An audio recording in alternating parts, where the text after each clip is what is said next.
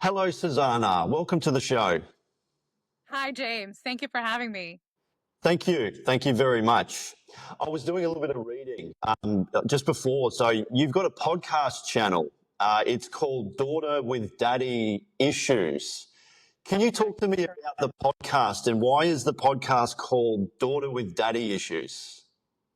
Absolutely. So, do you want the longer story or do you want the shorter story? Let's go the long version. The long version? Okay. Yeah, let's do that. Whew, um, I actually went over a little bit on one of my episodes about why I titled my podcast as such, but I would love to go a little bit deeper into my own journey. So, I immigrated to Canada with my parents when I was 18. I came from Bangladesh originally, so I was born there, brought up there, Southeast Asian girl, very Southeast Asian, but Canada is definitely home now. Um, and I got married when I was 24. It was kind of like a semi-arranged marriage, knew somebody, I thought I'll fall in love afterwards. Didn't work out. And then I realized, the next time around, I'm going to follow my heart. Fell in love with somebody, and then got married again, and it again didn't work out. And that being married twice and being divorced twice before I turned 31 was a shocker. Just to accept the fact that what's wrong with me? Like, is something wrong with me? Like, what's going on? And growing up and even in my teen life, even in my adult life, and a little bit now still, I think finding the love of my life, finding somebody to spend the rest of my life with was a dream, a fantasy, a hope. But then when something like that happens, it can really traumatize you. It can make you question yourself. It can make you question if love really exists. But I guess more importantly, for me, it made me wonder if something is wrong with me. And I started a deep, deep, deep journey into figuring out trauma, into figuring out how trauma affects relationships. And I came to realize that I had or have, well, I'm recovering from very deep father wounds, or daddy issues, as we call it. So I was actively working on my father wounds, actively working on my childhood trauma, some things that I did acknowledge in therapy, but unfortunately, I think sometimes even a lot of therapy can fall short. And I don't say this lightly. I think complex trauma, understanding what's complex trauma, you will see a lot of people who are trauma informed, but you will not find a lot of people who are trauma specialized. And they're two very different things. And then I have been in therapy for a long time, but it didn't work. It didn't help. I feel like something's missing, like what's missing. And then I became a trauma informed life coach myself. I studied, Wow. I took up a trauma certificate. It was like 90 hours of coursework. But that certificate, when I was doing it, it was only to help understand myself because I wanted to help myself. And now I'm really glad I did that because I have a much stronger understanding of childhood trauma, of different modalities of treating trauma as well, or creating space for people who have experienced trauma, whether that's childhood or their adulthood. And so I was doing a deep dive into all of that. And then I was at an event, 2023 of December. And at that event, I was just casually talking to somebody. And, he apparently went through a divorce as well. I went through a divorce recently and we were talking about it. And then he said how he had been going on a lot of dates with women who has daddy issues. And something about the way he said it didn't sit well with me because, well, one, I felt a little shame. I felt like my daddy issues has really effed me up in some ways. It really screwed me up. And then I think there is this stigma around women with daddy issues. But at the same time, I could tell that he's someone who will never maybe marry a woman with daddy issues. He's just playing around. It's just fun. And it also made me realize that women who probably grew up with an absent father or an abusive father may subconsciously have a tendency to want that male attention. And that has been stigmatized a lot, right? Like whether they want that male attention through sexuality, whether they want that male attention through something else. And it makes sense because we all are looking for something that was missing in our childhood. So for a woman, wanting that masculine presence, wanting that protection, wanting that comfort, feeling like, my man will take care of me.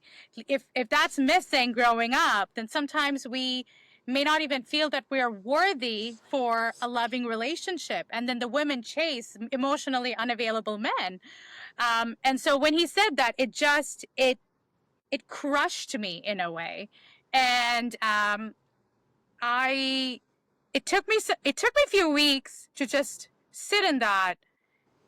And something in me felt like, I want to reclaim this title, because if I can reclaim it, people cannot use it against me anymore.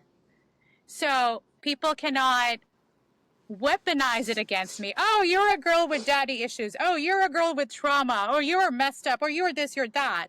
But if I own it and say that, you know what? Yes, I do have trauma. I do have father wounds. I do have daddy issues. And guess what? I am being courageous enough and strong enough to work through it. And I think that is when I'm like, you can turn your struggles and your pain into purpose. And from purpose, you can go into power. And for me, in January of 2024, like a little more than a year ago, I was like, I actually want to start a podcast because I want to start talking about daddy issues. I want to start sharing things that I wish I knew when I was growing up. I want to talk about the things that I wish I had ignored and avoided or protected myself from. Like I want to talk about boundaries. I want to talk about people pleasing. I want to talk about abandonment. I want to talk about narcissism even, because a lot of people do grow up with narcissistic parents. I want to talk about what it's like to engage in a relationship because you want to versus you're feeling alone or versus you're trying to prove yourself. So I wanted to talk about a lot of these things, and I wanted to create a space for people to come on my show and share about their stories without shame, without any sense of like embarrassment, and understand that we all are broken in some way and we all are healing together, and that's the beauty of it. And I thought, you know what? I'm going to roll with it. I am the daughter with daddy issues, and I am here to share my story and give people the courage that your story matters as well. And so I hope that answers your question. No, very, very insightful. It's very interesting, Sarzana. Like there are a lot of people that want relationships, they want love, they want intimacy, they want connection. And a big part of that is a reflection of your childhood and attachment styles. And it's something that I didn't really learn until later on in life, because these things can sort of show up, during the initial dating phase. It's fascinating. Yeah. What have you learned about attachment styles? Because there's 4 different types. Is that correct? You've got anxious attachment, and then you've got disorganized. Run me through the attachment styles. So I learned about attachment styles probably a few years ago. I learned about, so at that time it was the anxious attachment style, the secure attachment style. There was I think the dismissive attachment style as well. And then there was, I think, the fear-based attachment style. But only recently, I think they combined it into disorganized attachment style, because it can flip. Like sometimes it's like dismissive, sometimes it's fearful, like the avoidant attachment style. And then there is also the anxious attachment style, which I had, the preoccupied and anxious attachment style. So obviously they show up in different ways. I think one of them, the anxious attachment style, is, the fear of losing intimacy the fear of not being chosen, the fear of not being loved. So it's like you hold on to something really, really tight, even if it's not good for you, or even if it's very Mm. unhealthy for you. And then there is the avoidant attachment style, and it can go in two different ways. One can be like, I am fearful of intimacy and relationships because I know what it feels like to be hurt. I know what it feels like to be vulnerable.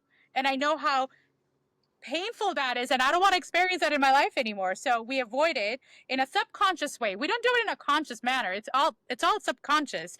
And then on the other side, it can be dismissiveness, maybe because a person was dismissed when they were children and they wanted affection, they wanted comfort. So they have learned this as a protective mechanism of protecting themselves. And if I dismiss you, then I'm not being vulnerable. Like, stay away from me. I don't need you. You're not important to me, even though you really are.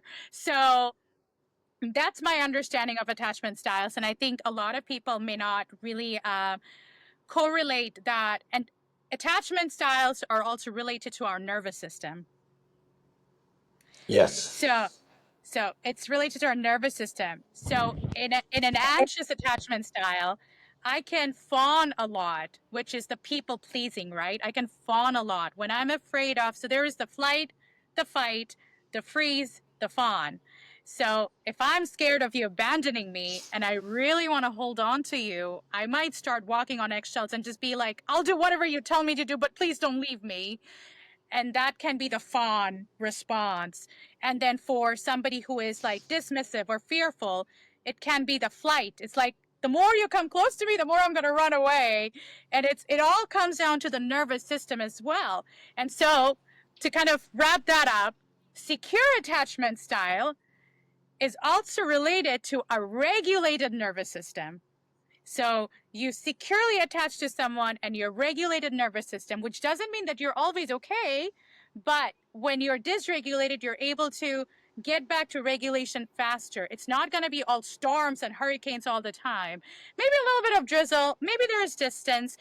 And people who are securely attached, they are grounded in their individuality. They are able to understand their own needs while being able to respect your needs. They have that inner sovereignship, like where they can, like, there's that inner sovereignty, but they also respect your space. And it's like a partnership. It's not enmeshment. It's also not complete domination. So yeah, so the secure attachment style, the nervous system, it's all very fascinating. But yes, you're absolutely right. A lot of it does reflect back to our childhood. Yeah, it's so interesting. Yeah, like, because we obviously understand, that relationships is a two-way street, and sometimes opposites attract. You can have a anxious attachment that's attracted to a dismissive avoidant, and it can be very difficult because one wants intimacy and connection, and the other one wants their own independence. But when people get together and if they're doing the work, how can they work through their attachment styles?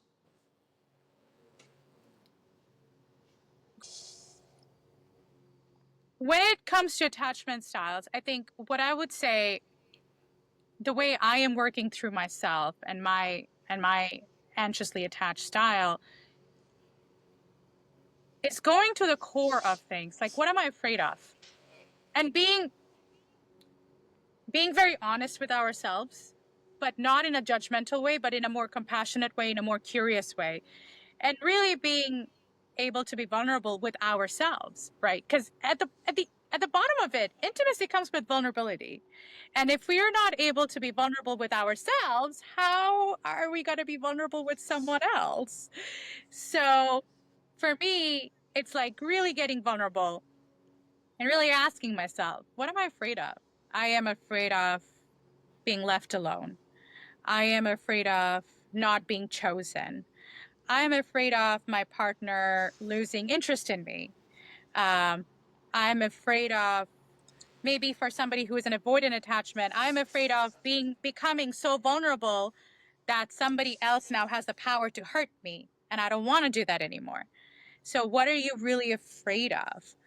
So that's one. What am I really afraid of? Understanding that. Understanding, where did I feel that way in the past? And really doing that deep dive. When did I experience that in the past? And then resolving that. And by resolving, do I need to grieve?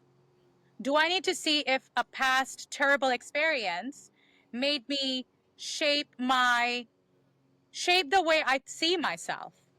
Do you see what I'm saying? It's like, if Yes. there was a terrible experience that happened to me in the past, now did I develop a self-belief that I am not worth loving? Did I develop a belief that every relationship is going to be painful? Like, what are my takeaways from those terrible experiences that I had? Or what are the takeaways I developed about myself, about the world, about relationships? Understanding our fears, understanding what beliefs we took away, grieving, grieving and acknowledging that really hurt, instead of suppressing it and pushing it away. Like, we cannot heal by numbing ourselves. It's because it's going to come back up at some point. It's going to come back up again. And I think the third point that I wanted to mention when it comes to healing our attachment styles is knowing that we will never get secure overnight. There will be moments when our reactions will show up in a more secure way, where if there is a conflict, as an anxious attachment style, whenever there is a conflict and there is a disconnect, I used to panic a lot. And sometimes I still do. Like, I panic because it's like, there's a disconnect. Oh my gosh, like, are we breaking up? Like, what's going to happen? It's like that panic right away, right? And it's like, I fight. Like, I need to fix this right now. And if I don't, I can't sleep. So that's a very, like, hyper vigilant, not very secure reaction. So whenever that happens and I notice it, oh, it's coming up. Okay, Sarzana, breathe. It's okay. People fight. People have misunderstandings. Maybe there was a disconnect. Tomorrow, we'll try to work this out. I want to be vulnerable. I want to share what I felt. I want to hear from my partner what they felt. We'll be able to fix it. Relax. So there might be moments when we show up in that anxious way, and there will be moments when we show up in a secure way. The goal is to try to show up in a secure way more and more and more. And the more we are able to do that, at some point, we embody that secure attachment style, and we are not showing up in that extremely anxious way anymore. Yeah. And is there ways of expressing that to your partner and saying, hey, look, it might be you're an anxious attachment person, and if you don't hear from your partner for, say, several hours, can you articulate it and say, hey, look, I sometimes get a bit nervous. I'd like to know how your day's going. Like, is there a way of expressing that to your partner and helping them understand your own attachment? Great question. I think that's a great example, by the way, because a lot of people experience that. I have experienced that, and I sometimes still do. I think it is extremely important to know what we need in our healing journey if we are to be in a relationship. And I understand a lot of people say that, you need to heal before you get into a relationship, and there is merit to that. But then at the same time, if we're on our own, nobody's triggering us. Only when we're in a relationship, that is when the triggers start showing up. So if It's so I'm true. single, Yeah. right? Right? If I'm single and I'm on my own, I'm partying, I'm having fun, I'm going out with my friends, there is nobody that I'm attached to. So my attachment wounds are not going to show up. The moment I get attached, that's when it's going to come up. So a lot of healing actually happens in relationships, because that's when the attachment Wow. wounds are coming up. Wow. Yeah. Right? Right? So a lot of those come up. And I think I was talking about, what am I afraid of? And then I mentioned about, about try to have more secure responses or noticing them more. But we need to know what our needs are. So for me, if I have that need where if I am in a relationship with somebody and I don't hear from them for 24 hours, and I'm going to go into a panic state, I need to be able to communicate to them, hey, I am just in a state of my life or a stage of my life where if I don't hear from you in 24 hours, I kind of start getting worried if everything's okay. Like, I don't want us to be reading our minds. If something's wrong, please let me know. Or if you were busy, please let me know. If you know that you're going to be away for 24 hours, can you give me a heads up and tell me that I won't hear from you for a day? That will really help me a lot to stay calm. And, you know, and the other person can respond as, oh my gosh, you're so needy. They can. But now I have to be the one to decide if my person shows up that way, which sounds very invalidating and dismissive, and I know that I have a wound here right now, and they're not worried about, that I'm still healing a wound, then is this the relationship I want to be in? Is this going to be helpful for my healing? How would I want my partner to show up? Yes, you know what? I will do my best. There might be times when I'm not able to, but I will be mindful to reach out or at least let you know and give you a heads up. Thank you so much. That helps me a lot. So the next time that 24-hour thing happens, I can remind myself that maybe he's busy, maybe something's wrong. At least we're not playing mind games anymore, or I'm not trying to read his mind.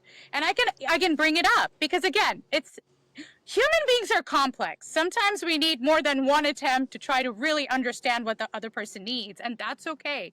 But it comes down to knowing if the person you're with is willing to do two things. One, recognize where their wounds are because they have wounds as well. And two, be willing to support you in your healing journey. And it's not just for them to show up for you. I also have to be mature enough to know how I can show up for them. So my anxious attachment style can really kick in and be like, I want to talk to him right now. I want to talk to him right now. Oh my gosh. But he's someone who really needs that space to calm down in the middle of a fight. Then I need to learn how to honor that space. However, for him to ask for that space is also an art of communication, right? If he slams the door on me and just walks away, then I am left. When is he going to come back? When am I going to hear from him? I don't know what's going on. Versus him telling me, Sarzana, I really need some space right now. I'll come back to this conversation tomorrow, or I'll come back in 3 hours. Can we do that? Absolutely. Go take your space while I have the certainty that if not now, in the future, we'll fix this. But the bottom line is we will fix this because that's what relationships should be like, or at least healthy ones.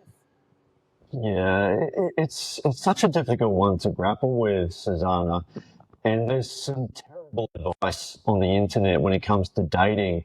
And especially, I think that some of the advice is if he doesn't text you, within 5 hours, he must be a narcissist, or, mirror his behavior, don't jump the gun, mirror his behavior. And it's some terrible advice. And I think we're in a world now where I think everything is just so readily available. Like, we have the internet, we can obviously talk and socialize online as well. But I think one of the biggest things that we're missing right now is human connection. We've forgotten how to connect. That's what I think we're doing. I think we've forgotten how to connect and how to really just develop deep and meaningful relationships. But talk to me about narcissistic personality disorder. This seems to get thrown around the internet all the time, and I heard somewhere that narcissism is only a very small portion of people, but people can have narcissistic tendencies. But do you know much about this? I actually do. This is something that I'm thinking of tackling in my next season for my podcast. I I'm very confident that my father had grandiose narcissism. But even if he didn't have actual narcissistic personality disorder, he definitely had narcissistic tendencies. Before I get into narcissism, I have a question for you. Yeah. How would you define connection? Because we say a lot, there is not many human connection these days, but I'm curious to know, how do you define connecting with somebody? I think it's acknowledging your own insecurities. And I think it's also acknowledging the other person's insecurities. It's empathizing with them. It's understanding of your own needs and wants and understanding of their own needs as well. It's also compromising and understanding, okay, well, if I am a dismissive avoidant and they're an anxious attachment, it's working together to try and communicate expressively, and especially when children are involved too. Because you're a mirror to your kids and kids see this. So I think also accepting vulnerability.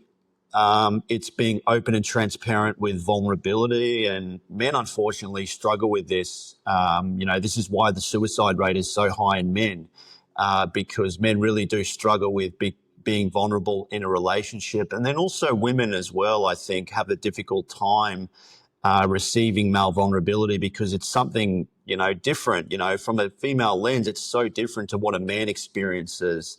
I had a female dating and relationships coach on my podcast, and one of the important questions I asked is, how can a man show vulnerability even to the point of crying in front of his romantic partner? Because a lot of women, especially on forums online, they see it as a sign of weakness if they see their man cry, and I'm not talking about petty things. Like, I'm talking about serious things, like if there's been like a death in the family, or, the dog passes away and you've had that dog for over 20 years and that man sheds a tear.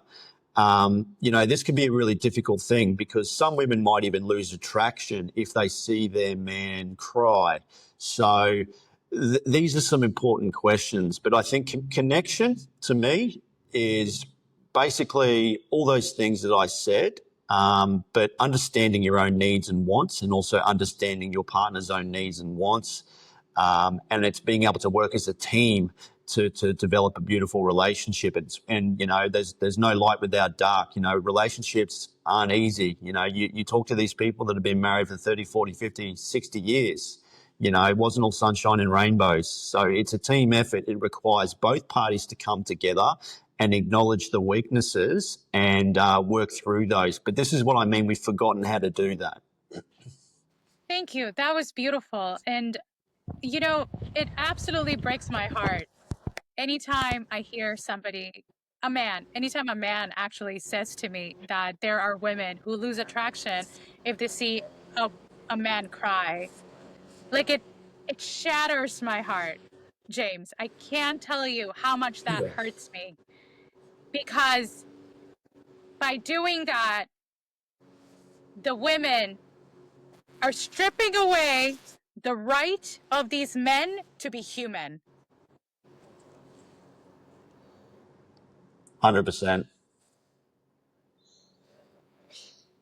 You are stripping away the right of this man to show up as a human, which he very much is. Yeah. You're not questioning his masculinity. You're not questioning his masculinity. You're killing him. You are allowing, you're suppressing him from his normal human responses and reactions, which happens when we're alive. Only a dead person doesn't cry. 100%. Yeah. It's so sad too, because I think men right now as well, Sarzana, are in a little difficult predicament. I've spoken to many people on my podcast about the dating crisis that's happening right now. Men and women having a very difficult time connecting, and I'm currently writing a book on the dating crisis. There's a few things that we can look at as to why there is a dating crisis. One of it being women, obviously, in education and employment, doing exceptionally well and having all the rights that they always should have. But men, I think, are having a little bit difficult time rising up. Because as women climb up in socioeconomic status and employment and education, generally they want to date a man that's as educated or more educated. And this is because it's a biological inclination. Women are basically biologically wired to want a partner that's secure. But men, unfortunately, have fallen drastically behind. They don't feel needed. You know, they have a very difficult time in maintaining friendships as well. You know, back in the 90s, I think the number of friends a man would report having is about six friends he could go to in times of crisis, or just, you know, just in general.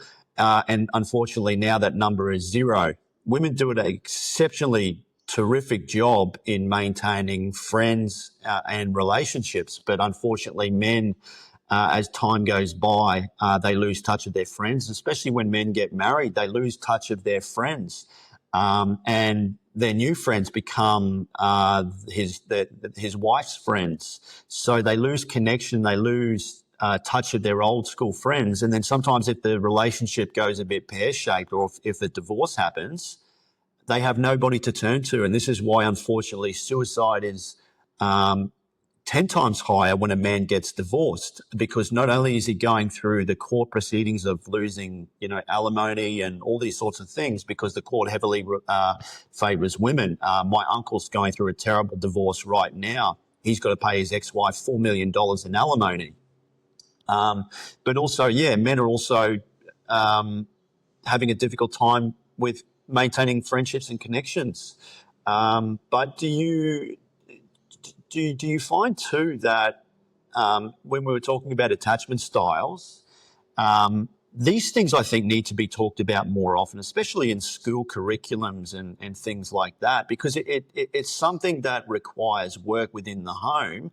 But have you talked to parents about how they can better raise their kids? Like, have you done a bit of research on the best way to sort of raise a family?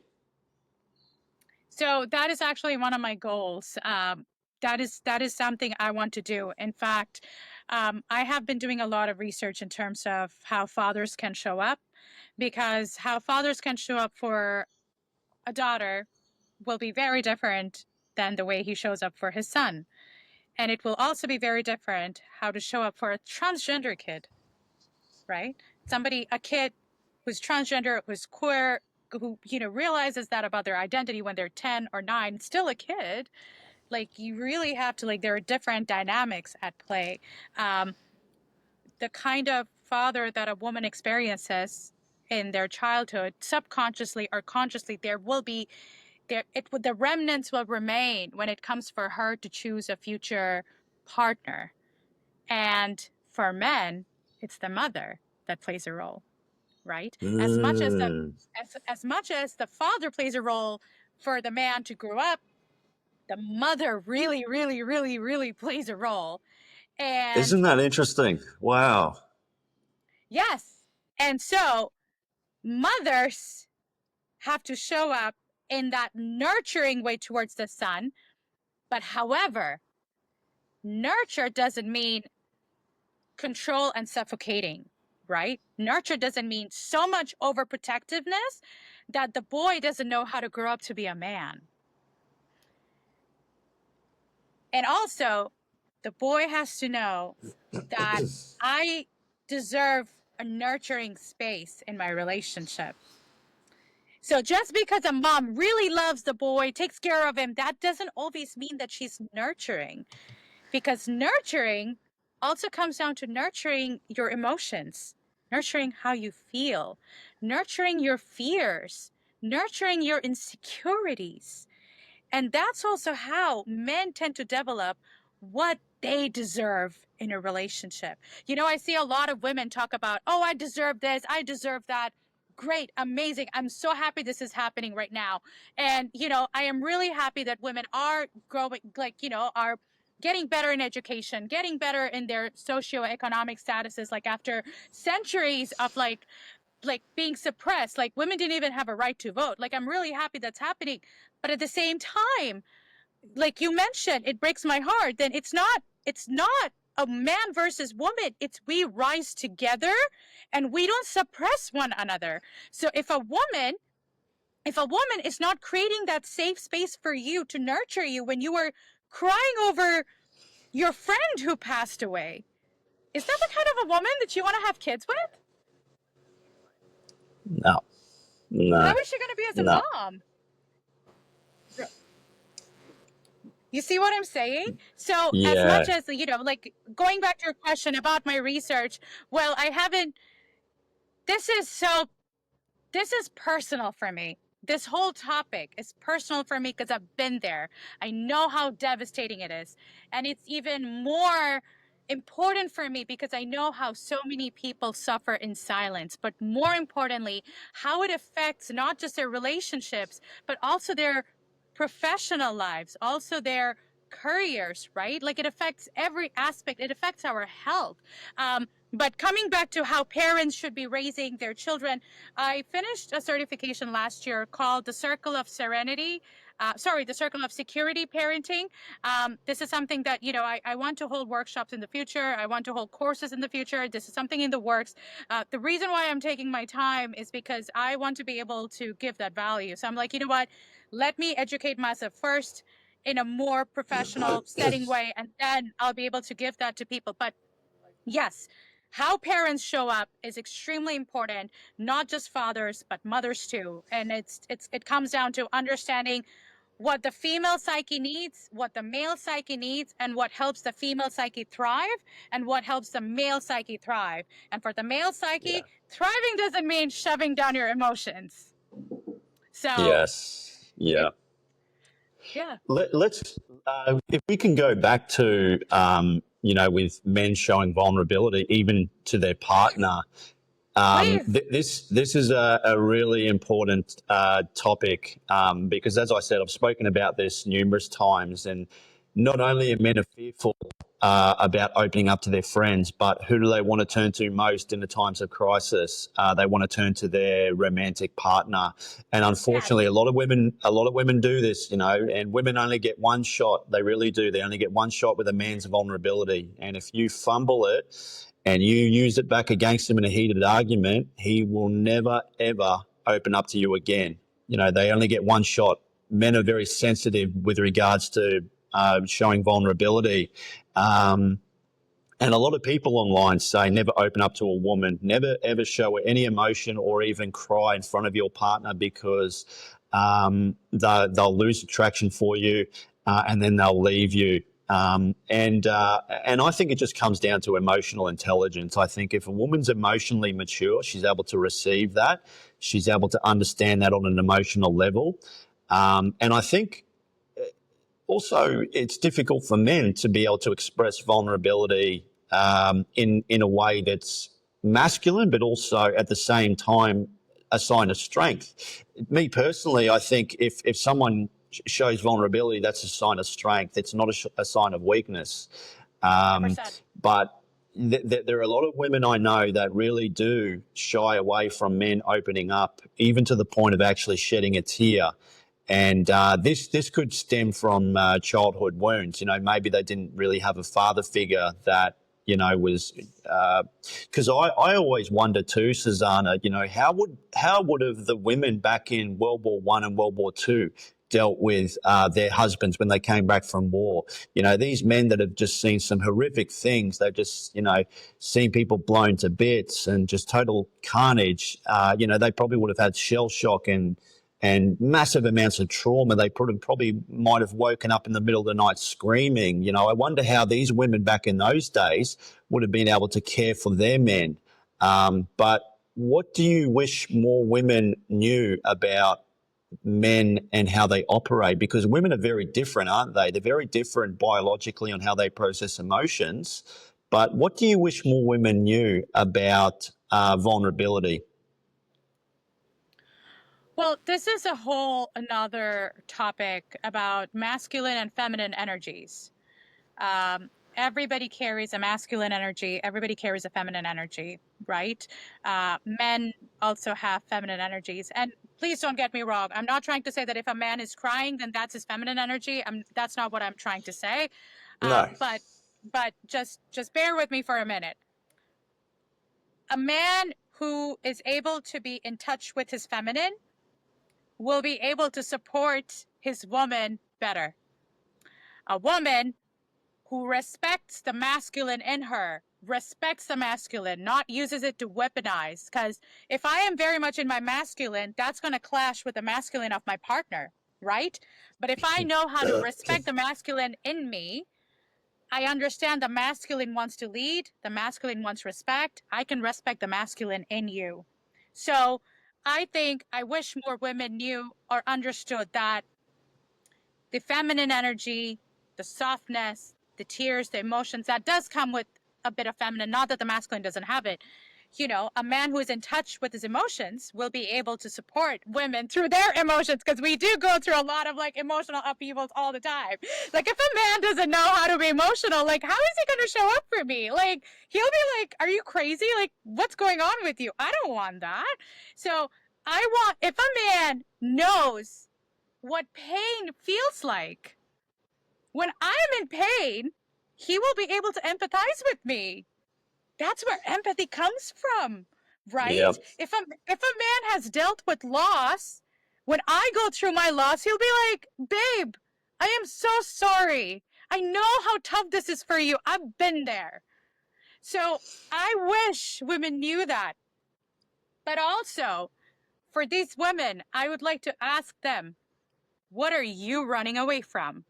Because you not being able to hold space for your man's emotions also implies you don't know how to hold space for yourself. Ooh, that's interesting. Wow. If you are not comfortable with your man's vulnerability, who is supposed to be your best friend, the closest person, the person that you go to in moments of crisis, the person who comes to you in moments of crisis, if you are not okay with his vulnerability, are you also not okay with your vulnerability? Yeah. I would Yeah. ask that Nah. question. Yeah. Yeah. It's such a fascinating topic, and you know these are sort of tools that we don't learn until later on in life. You know, they don't teach this shit in school. They really don't. Um, but for someone to heal their attachment style, what are some of the tools and resources or coping mechanisms that they can do, like journaling, meditation? Like, how can they better regulate their emotions or identify what their attachment style is, and how can they work through that? Like, what are some things that they can be doing? So the first thing is get educated, educate yourself. Awareness is key. So there is obviously the textbook awareness, you know, by learning textbooks, reading things, like that's how we get aware. But then there is the embodied awareness, right? Which is the moment I'm having a panic attack, I can actually say I'm having a panic attack. The moment let's say I end up getting really upset at somebody and I start snapping at them, because that happens too. It's not always just anxiety. Sometimes it's anger. Sometimes we snap at people. Sometimes we snap at our partners. And guess what? People usually feel more comfortable snapping at their closest people than they do with random strangers. So That's true. Yeah. right. So but if I'm starting to like snap at someone and I have already snapped at them, oh my gosh, I just snapped at somebody. I'm starting to become aware. Okay, why did I snap at them? This is not to justify my snapping behavior, but this is to kind of understand what's driving it. Where's the root? Where is this coming from? Because I need to fix that shit so it doesn't keep coming up. And now I have to show up and apologize and own it and take responsibility. Hey, I'm really sorry I snapped. I didn't mean to. I will try to be better. And then the next time I can sense my snapping energy coming up and I'm like, and that's awareness. That's awareness. I'm becoming aware. Oh my gosh, I'm getting so triggered. I'm getting so pissed. I'm going to snap at you. I'm going to snap at you. And then that awareness can be like when I'm speaking to you, let's say in a conflict, and I notice my voice going up, my voice is raising up. I'm starting to yell. I'm starting to yell. I'm starting to be aware. I am getting really triggered right now. I need to take a break. I need to step back. I need to go take a walk, or I need to breathe, because this relationship is important for me and it deserves me to show up in a way that's healthy and that's secure and that's regulated. That doesn't mean we won't make mistakes, but it comes down to how much am I trying to be aware? And two, what am I doing with that awareness? Right? The Yeah. more I become aware, I need to work on that. And then you start working on that conflict resolution. So for a man, let's say you are getting triggered and your response is like, I'm going to walk away. I'm not going to talk to you. I'm going to shut you down. I'm just going to block you, right? The moment you're like, I'm going to get out of the car, I'm leaving. Oh, awareness. I am about to walk away. Why do I want to walk away? This is really overwhelming. You turn to your partner. I feel very overwhelmed right now. I want to get out. I don't want to deal with this right now. Can we come back to this? Please. Just that communication can make such a big difference. And then you start to build your capacity. It's like going to the gym, right? It's like you build your muscle, like you make your muscle stronger. So today, you want to run away. Tomorrow, you want to run away, but you say that you want to run away. And then the following day, you're like, you know what? This is hard. I'm not going to leave the car. Let me take a minute, just take a couple breaths and really understand what's going on, babe, because I don't want to fight with you. Let's fix this. And that's how you start developing those skills. But it has to come with educational awareness and then embodied awareness. Right. Yeah. It's interesting. Very interesting. Another thing as well is people will sabotage relationships, even though there are a lot of green flags. And both men and women do this. They might have had toxic relationships in the past. And then when they find someone that treats them well, that isn't chaotic, someone that's not toxic, that treats them with respect, they feel a disconnection. They might just see if there's a chink in their armor and they might start a fight, or they might sporadically just end it right there and then see what happens. And I always found it fascinating. I think someone that's very chaotic, that would go from relationship to relationship and be with people that are very toxic, not essentially good for them. And this all stems from childhood wounds. Why do people do that? Why do people sabotage relationships when there are a lot of green flags? I don't think there is a cognitive reason. I don't think people do it consciously. So I don't think people do it in a conscious cognitive manner. I think it can be. So there are different parts of the brain, right? So there's a prefrontal cortex, which is in charge of reasoning, conscious cognitive reasoning, and decision making. Then there is the limbic brain, there's the reptilian brain, the primal brain. So in moments of crisis like that, the prefrontal cortex, the functioning of it starts going down. It shuts down or it doesn't function as much. And the reptilian brain takes over because it's like survival. For people who have been through turbulent experiences or childhood, to them, that turbulence is familiar. Whatever is familiar is safe. Whatever is unfamiliar is not safe. Or uncertain, right? I don't know what to do with this. I don't know what to do. I'm not feeling attracted. I'm not feeling attracted because I don't know what to do with this. I'm not used to this. This is not giving me the adrenaline, the cortisol that I am so used to, that my brain is so used to. So if my brain is used to like a lot of adrenaline and cortisol, so one of the things, and this is me being very vulnerable right now, like very, very vulnerable right now, like before I was even aware of like all of these things, whenever I had a crush on a guy, James, oh my gosh, I'm feeling so embarrassed to say this, but I don't want to feel embarrassed. Whenever I had a crush on a guy, I would be the one to chase them. Right? I'm doing the chasing because I was used to that. Like with my father figure, I am the one trying to fix things with my dad, and my dad is the one running away. And I'm like, why? Am I not good enough? And I would feel if I chase the guy, and then he falls in love with me, then he has chosen me. And then finally it's like a self-fulfilling prophecy, right? So I am chasing. And that's not healthy at all. So a lot of the times women are attracted to that emotionally unavailable man because, ooh, I have a challenge, because I don't really believe that healthy relationships, what they look like. I don't believe that I am also worth putting effort in. not chasing. I am someone, because, women who are like, I'm going to play hard to get. Like, I understand men love a challenge. But do I want a man to pursue me because he sees me as a challenge? Or do I want a man to pursue me because he sees me as someone that he wants to build a life with? Those are two very different things. Yes. Did that land? Yes, 100%. Yeah. It's just so interesting, because people have their own personal battles and demons that they're going through. And I always wonder, because I've had friends that have been in toxic relationships. They go from one to the next. I'm like, why are you with that guy? He's a dickhead.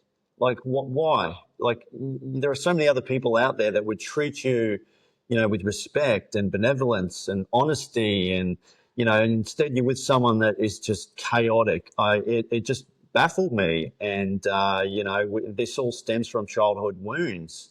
So, do childhood wounds tend to manifest in relationships because of the fact that we're trying to heal something, whether it a parent not being attentive to us? Like, how do some of these attachment styles reflect back from childhood, like abandonment, like maybe a parent left at an early age? Like, what are some of the causes that you've done a bit of research in?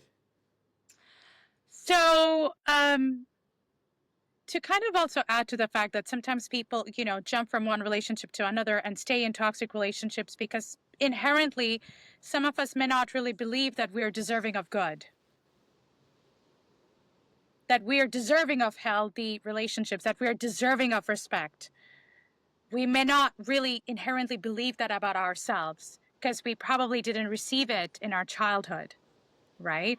So, yes, childhood wounds can show up in terms of attachment style, fear of abandonment.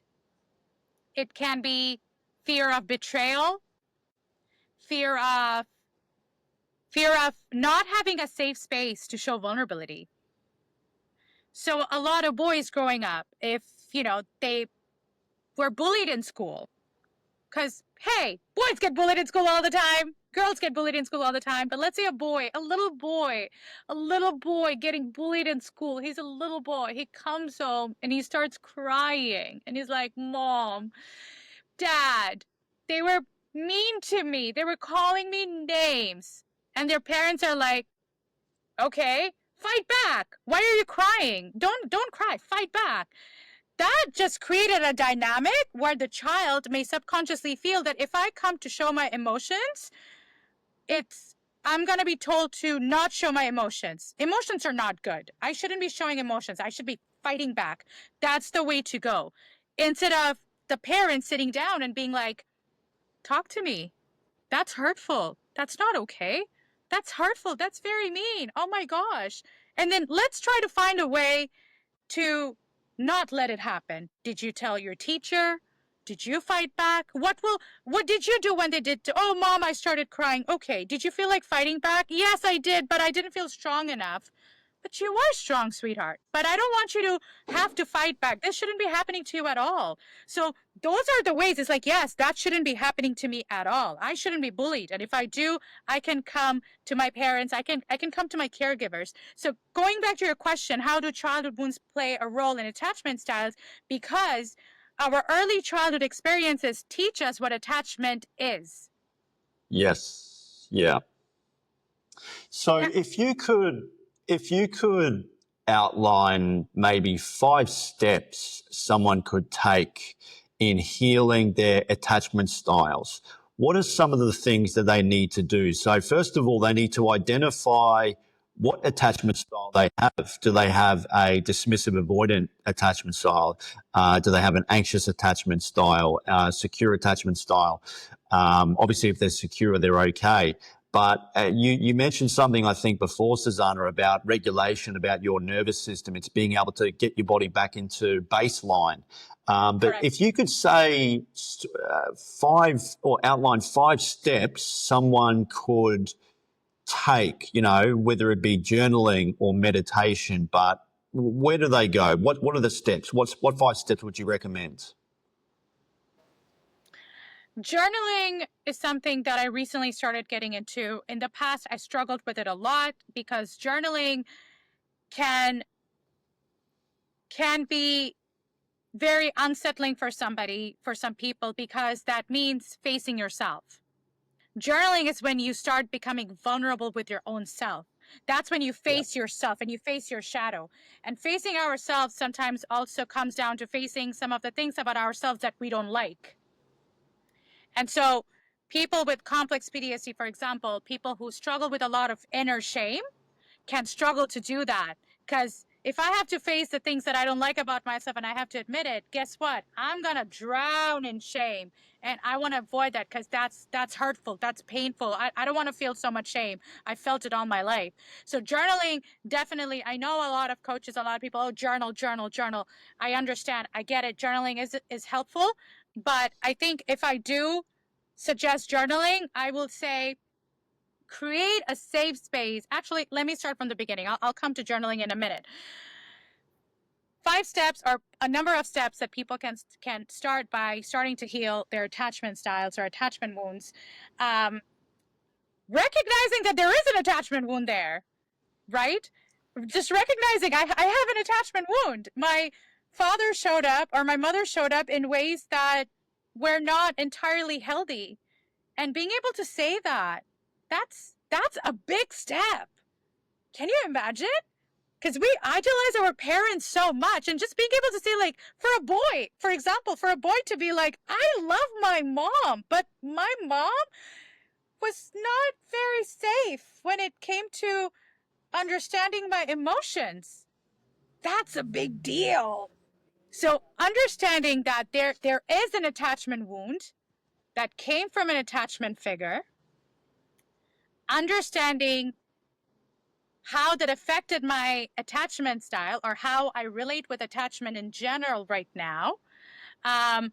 Educating yourself. So that piece of like educational awareness.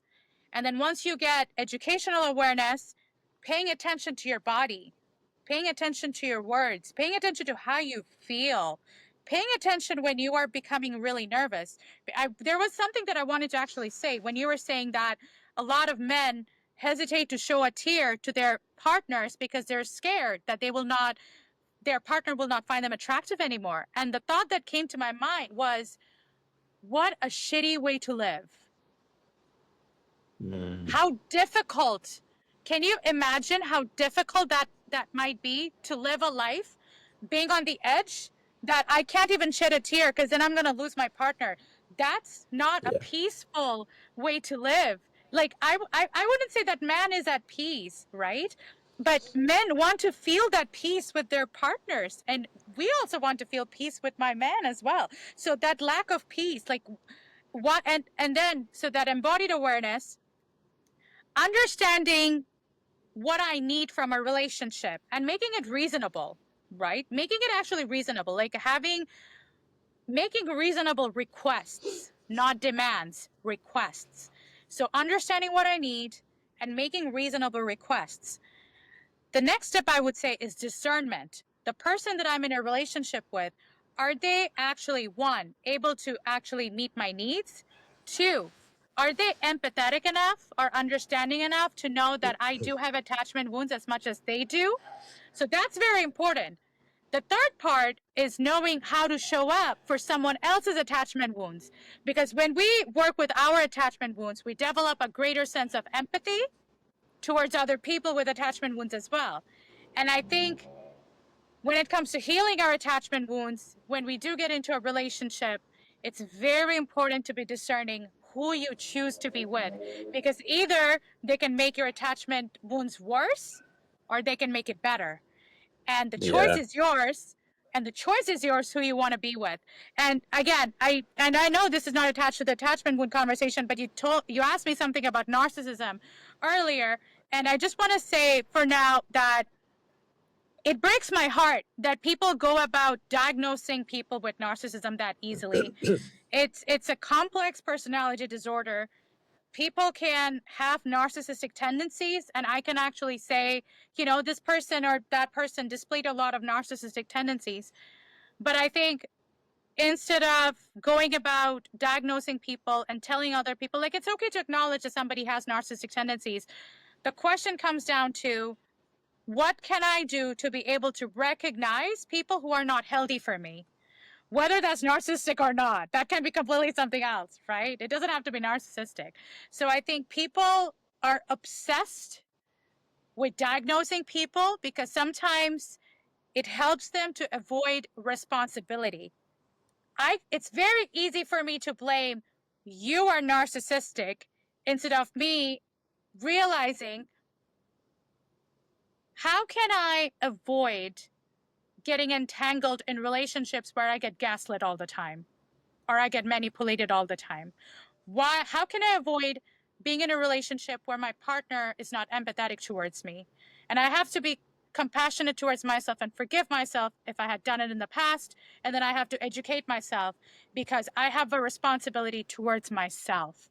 Where am I not taking responsibility towards myself? That's the question that we need to ask. Yeah. And is there ways that we can express that to our romantic partner? Because I think that in order to have a successful relationship, you need to identify your needs, but also your partner's needs, and being able to express and articulate that in a way that they'll understand. And if they can't accommodate, because obviously it's a two-way street, but you require the work. You know, it's the old saying, you can lead a horse to water, but you can't make it drink. But I think also, yeah, as you mentioned too, Sarzana, it comes back to empathy. You know, being able to empathize and understand where your partner's coming from. But it's funny because attachment styles, as I mentioned earlier, we tend to attract the opposite. If someone's in an anxious attachment, they'll tend to attract someone that is dismissive, avoidant. But you have two attachment styles that are both completely different.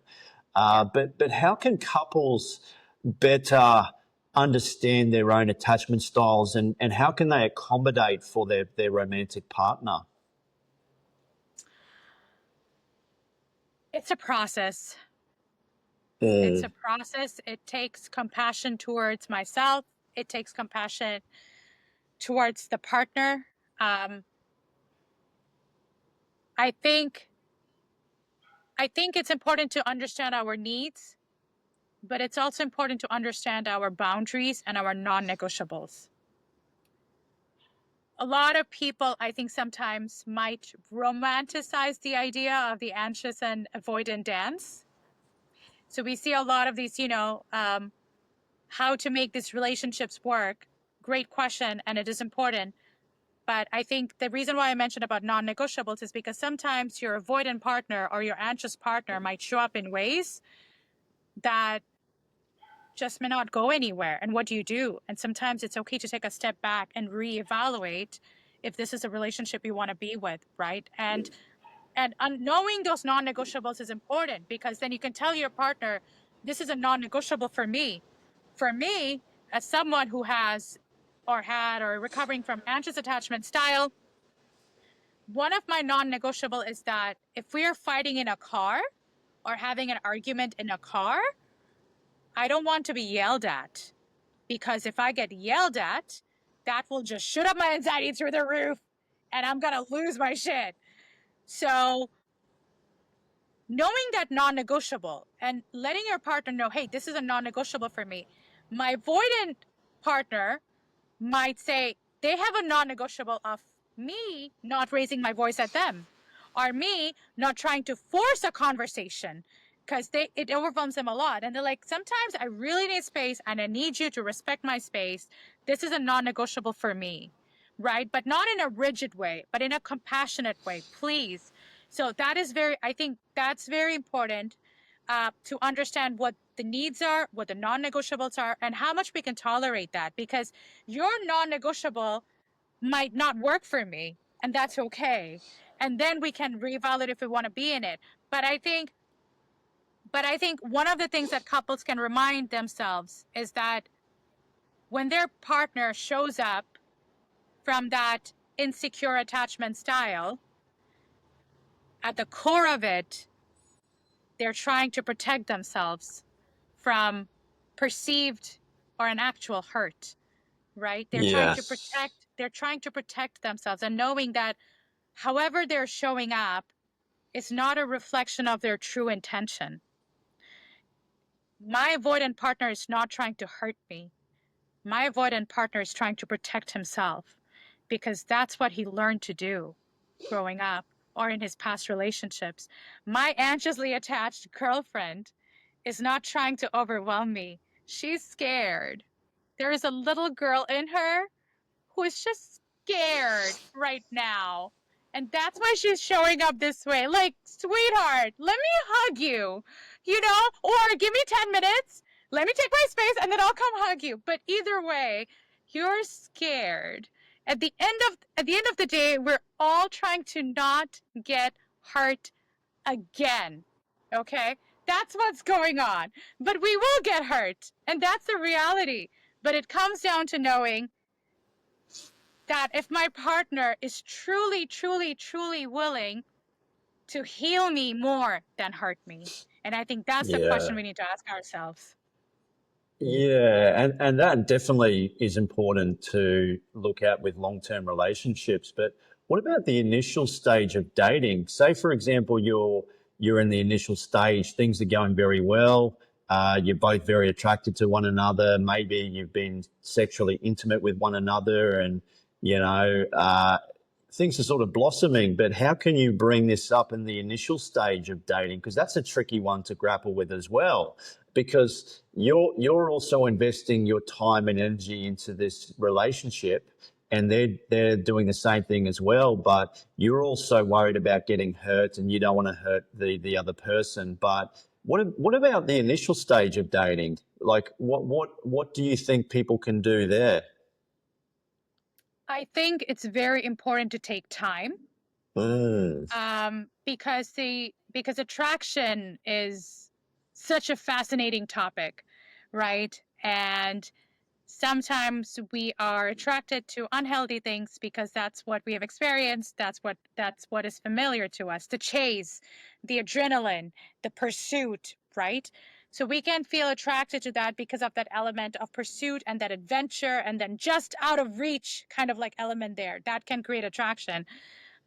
What can also create attraction is similar values, right? What can also create attraction is someone's strengths, someone's values, like what matters to them, their sense of purpose, their passion. That can be very attractive. Like someone being really passionate about a cause, I can feel very attracted to that. I think it's important to slow down in the initial stages and really question, I am feeling the butterflies here, I'm feeling the attraction here, but I wonder where it's coming from.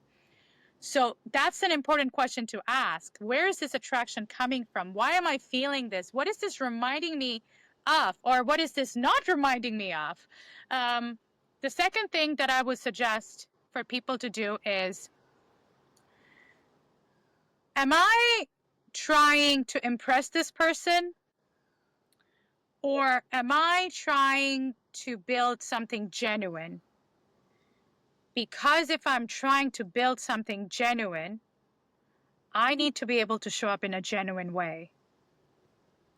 If I put up a persona, let's say you and I are in some initial stages of talking and I'm putting on a persona, you are going to be in a relationship with a persona, not the actual me. Yeah. And after some time, guess what's going to happen?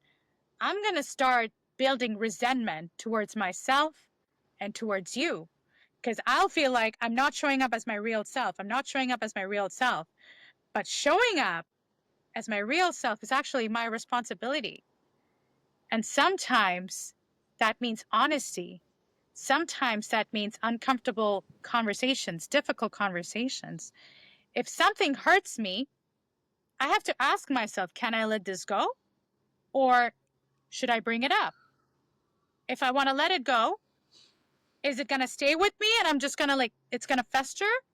Or is it very important for me to bring it up? And then taking time to make that decision, and then going at it from a place of authenticity and genuineness, and be like, hey, James, this is very important for me to bring this up because I want to show up as real as I am and tell you that really bothered me. I know you didn't mean to hurt me, but that really bothered me. Can we talk about it? And when you do that, guess what? You get to see how your man's going to show up. Yeah, yeah, yeah. It's just it's difficult, isn't it? A lot of people they enter relationships and they haven't identified their own wounds, and they show up time and time again, and that's why it's so important to select wisely. We all are on this planet for one thing, and that's obviously to connect. We want to connect spiritually, emotionally, mentally, romantically. But when we're talking about relationships and dating, it's when our childhood wounds tend to come up the most, don't they? Is in our romantic lives, yeah.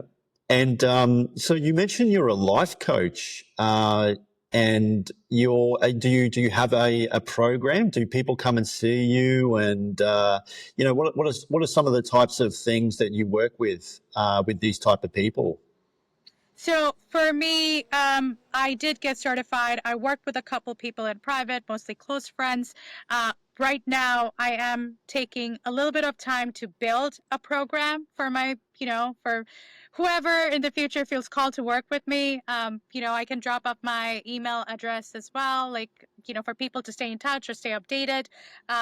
What I want to focus on is working obviously with father wounds. So I definitely want to work with people, women and men with father wounds. That's where kind of like my niche is. A bit of dabbling into mother wounds as well, because that does play a role as well. It's not just father wounds, mother wounds play a role. But I think for me, my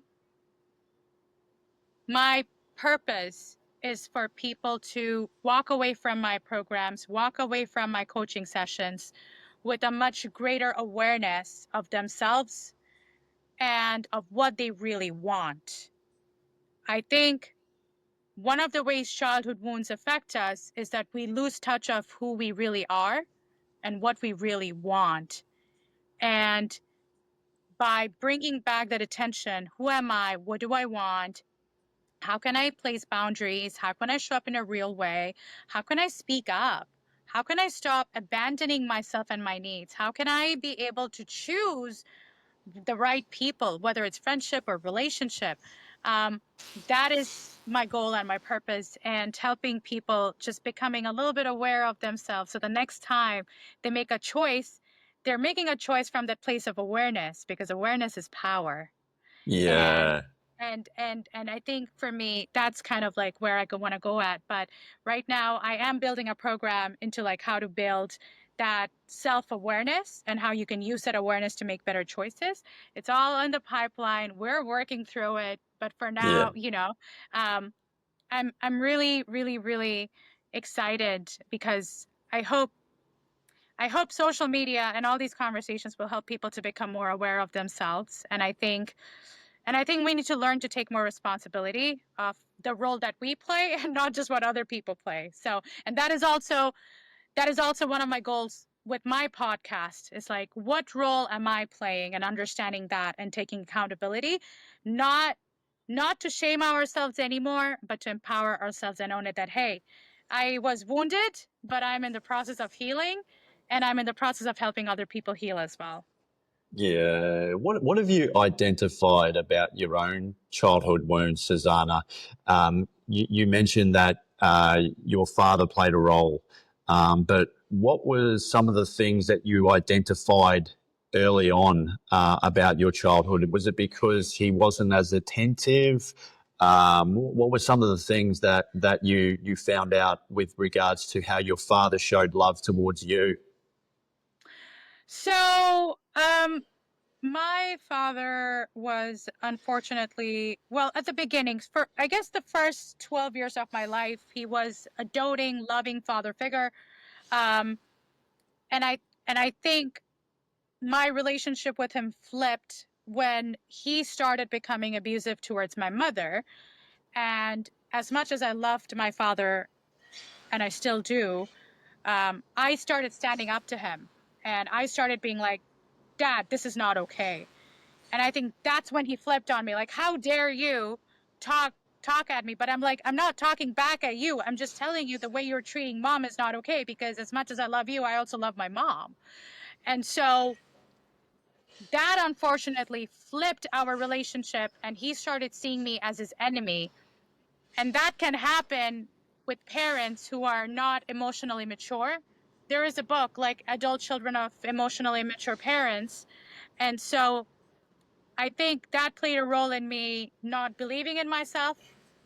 Because when my father figure, a parent, is like belittling me, putting me down, I can really struggle to believe in myself. And sometimes I still do. I became heavily, heavily dependent on external validation. I became heavily dependent on wanting to be loved by a man, because that would mean, someone to take care of me and hug me and hold me the way I wasn't, or the way I craved for. So all of those things started showing up. But I think for me, the biggest thing was I had multiple traumatic experiences growing up in my family life and my home life. And what I didn't know at that time was that, childhood trauma, or like repeated events of trauma, can lead people to develop something called complex PTSD. So it's not just post-traumatic Yes. stress disorder, which can be like a one-time event. Yes, so complex PTSD can show up like when it's complex, when it's repeated. Some of the symptoms of complex PTSD is very toxic inner shame, a sense of being worthless, a sense of being not good enough. The other end of that spectrum is anger, because to compensate for this inner shame that I feel, I become angry, sometimes at myself, sometimes at other people. Another very important symptom that I think I should mention for complex PTSD is suicide ideation. So Yeah. suicide ideation is very big because children who grow up in traumatic environments, there is no escape. There is no escape from the violence. There is no escape from the turbulence. And suicide ideation is like, if I only die, if I only kill myself, the pain will go away, or I don't have to tolerate this anymore. If I am gone, I'm not the problem anymore. So inner shame can say, if I leave, I am gone. I'm not a burden anymore. I'm not going to burden people anymore. That's shame talking. And there's also that sense of worthlessness. People won't care for me. What's the point of me being here? I should just leave. I should just go away. Or maybe if I'm gone, only then people realize my importance and my significance. Because while I'm still alive, nobody's giving me that significance and that importance anymore, which we all want. And that's okay. It's human. We all want to feel important. We all want to feel significant. But also, I think I mentioned suicide ideation because sometimes the pain and the overwhelm can be so much, we just want to switch off. And I had that part in me for my complex PTSD where when I would experience suicide ideation at times and everything would get so overwhelming, there would be a voice in my head that would just be like, abort mission, like abort mission in this lifetime. And people just want to escape. Like if I am gone, the pain is gone. And I think those emotions, those feelings can show up, and we can also be easily emotionally dysregulated. And that can affect our relationships a lot, right? Yeah. Emotional dysregulation, freeze, flight, fawn, fight, saying, I'm going to leave. Things are getting hard. I am walking away. There were times when I did that, and I'm ashamed to admit it, but I also want to share it because I know I'm not the only person who have shown up that way. It's not healthy at all, and I'm realizing it now, and I am fixing it, and I'm fixing it with a lot of passion, and I'm fixing it and I'm healing it, and I want to talk about it because that's not a good way to show up. But I'm also very compassionate towards myself and towards other people because I understand when we are in that survival state, running away feels safe. It feels like the safest thing to do, and I get it. I really do. Our prefrontal cortex starts shutting down. So to answer your question, how my childhood affected me in my relationships, well, it gave me complex PTSD that I'm, healing and recovering from. But also it can really affect the way we view ourselves, and the way you view yourself will directly impact your relationships, your professional life, your career, your success, your risk-taking abilities, your being able to be an entrepreneur, like being able to start a business. That takes courage. That takes Yeah. a lot of like self-belief. That takes like, you know what? I can do this. And if I fail, that's okay. I got it. So that self-confidence can really get affected if someone grew up in a very traumatic environment because their parents were either a source of danger, or at the very least, they were never a source of encouragement. And so we never learned how to believe in ourselves if someone else is not believing in us. Yeah, it's interesting you mentioned entrepreneurship, Susanna. My cousin, who's a very successful entrepreneur, multi-millionaire, done exceptionally well.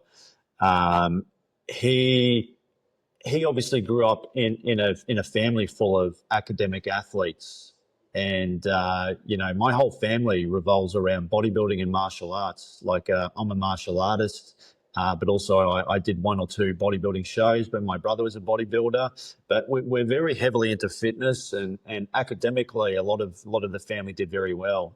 But my cousin, when I was talking to him, so he came on my podcast, and he always had this self belief that he wanted to prove to his dad that he could do it. That he had the skill sets and the knowledge and the life experience to just kind of prove him wrong. And we all have that sort of voice inside our head that says, we're not worthy enough. We're not deserving of love. And uh, I think sometimes in life we really are our own worst critics. The way that people speak to themselves, you would never talk to anybody the way that you would talk to yourself.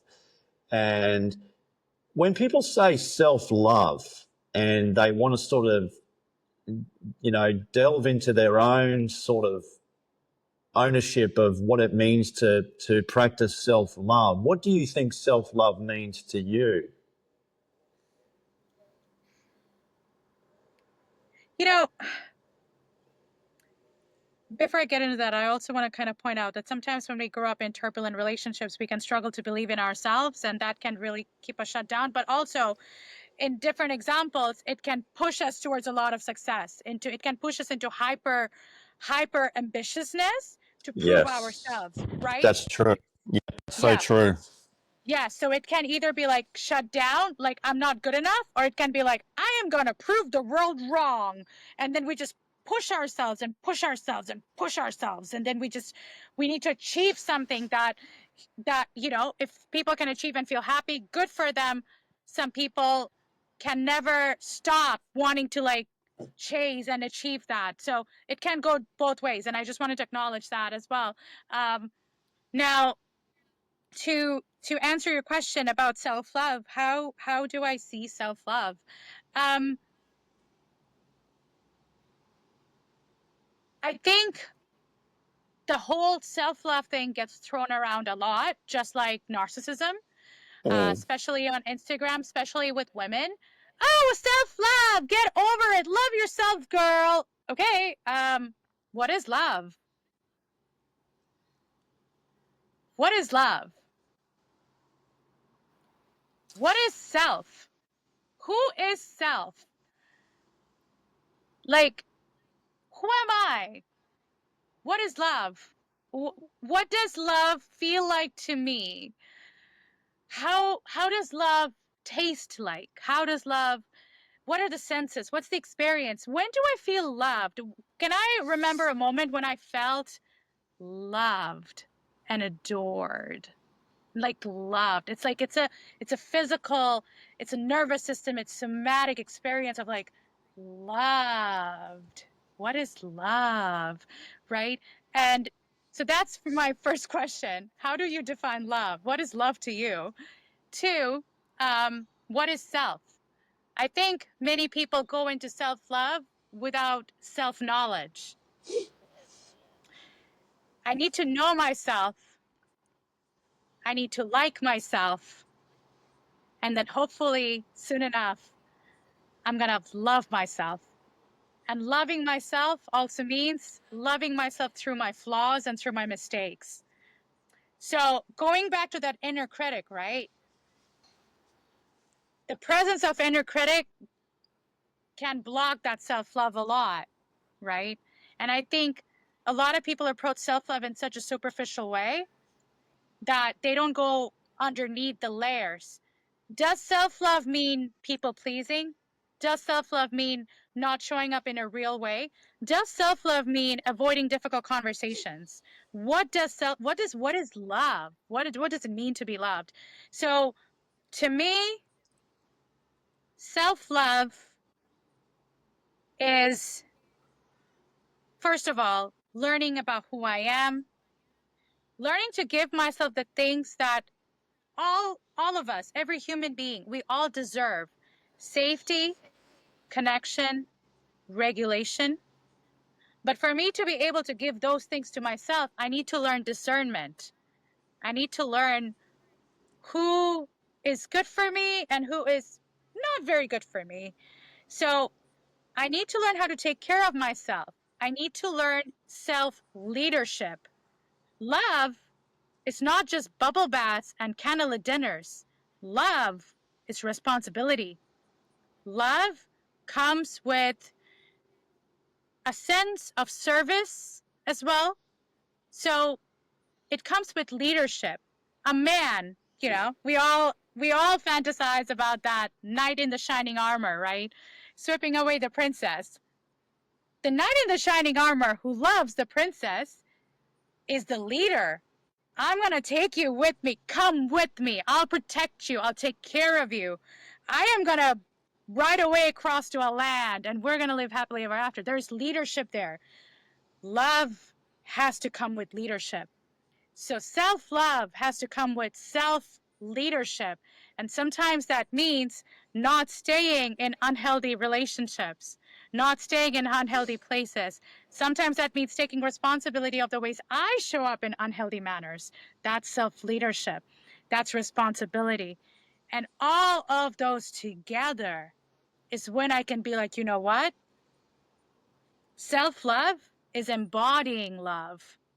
Now I am an embodiment of love, because it's not just loving myself, but I know what love requires. And I can show up for you in that way. I can take responsibility for you.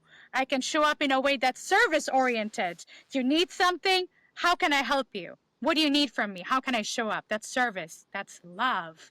That's care. That's being aware of what you want, what you need. That's being able to forgive you. That's love. Being able to forgive you, that's patience. So it's about becoming the embodiment of love, because that love, when you're within, you're able to radiate towards other people. And at the end of the day, that's the purpose. We want to walk with love. We want to show up with love and radiate it to the people around us, not just stay here. It meant to come out and shine. That's self-love to me. That's a very, very well thought out, insightful answer, Sarzana. Very, very well said. I think also to add to that point as well, when we talk about that analogy, you can lead a horse to water, but you can't make it drink. You've obviously got to want to help yourself. In order to help others, you've got to first fix yourself. And we use that analogy of the plane. When the oxygen masks fall down, you put on your own mask before you help other people. And when your cup is full, you have so much more to give. And some people think of it as a selfish thing to put yourself first, but it's not really. Once your cup is filled, everything else just falls into place. I kind of reference to my brother and his wife, like they look after their own needs before the kids' needs. And people look at that and extrapolate that. Well, hang on a second, your children should always come first. And what I mean by that is they say, all right, you go to the gym at this time, we'll look after the kids. Then when you come home, I'll go to the gym. So they're getting their own needs met, and then they're able to sort of work what they need to do and plan their day. Because we were all heavily into fitness, my brother and I, but also my brother's wife. So everything is punctuality. The kids go to bed at a certain time every day. Food is ready at a certain time of the day, but they allocate time for themselves, whether it be business related and their own hobbies. Because Sam also plays football. She plays AFL, and she still allocates time for herself, and it's not a selfish thing.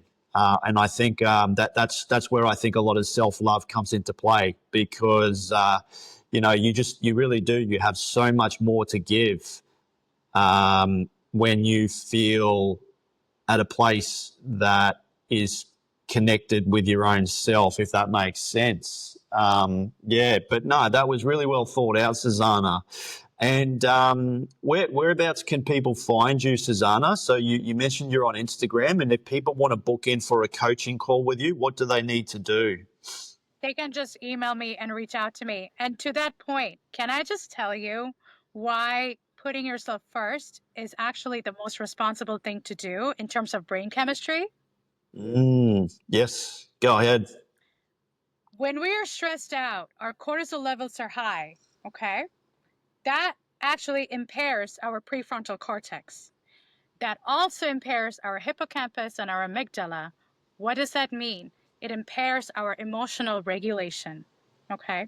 So if we are in a heightened state and we're not taking care of ourselves, we are not being able to make better decisions. We are not emotionally regulated enough. We have a more increased tendency to snap, to get anxious, to pull back, to not show up in a way that's nurturing, that's connected.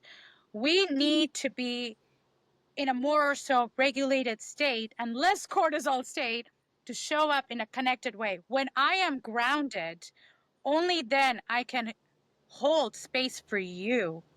If I'm not grounded, guess what? I might make things worse for you. So putting ourselves first and regulating ourselves is only it's I just want to say it's so important, because it shows that I want to show up for you the way you deserve. And you deserve for me to show up in a way that's healthy, in a way that's nurturing. And if I'm not doing that, I need to go figure out what's going on with me and take care of myself, because you deserve that and I owe it to you. So people, who say, oh no, you shouldn't put yourself first. Putting myself first doesn't mean that I ignore your needs. Putting myself first means I want to be able to show up for your needs in a way that's healthy and in a way that fulfills both of us. Yeah. So yeah, I just wanted to mention that. But people can find me. I was actually very happy when on Gmail I was able to find the daughter with daddy issues username existed. I'm like, that's mine. So people can email me at the daughter with daddy issues at gmail.com.